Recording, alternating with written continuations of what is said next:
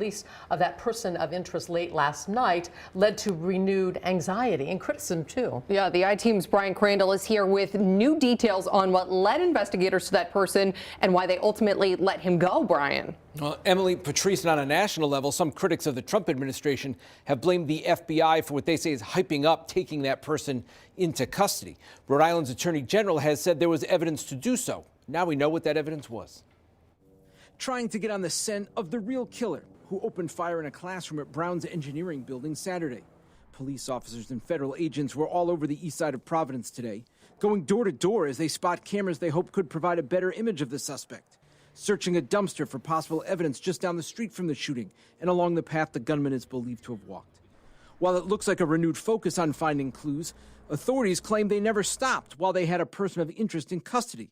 The wrong person, we came to find out late last night. That man was detained early Sunday morning at a hotel in Coventry, about a 20-minute drive from Providence. So what led investigators to him? I've learned from source information Providence police were contacted by another local police department that denied the man a gun permit a couple months ago.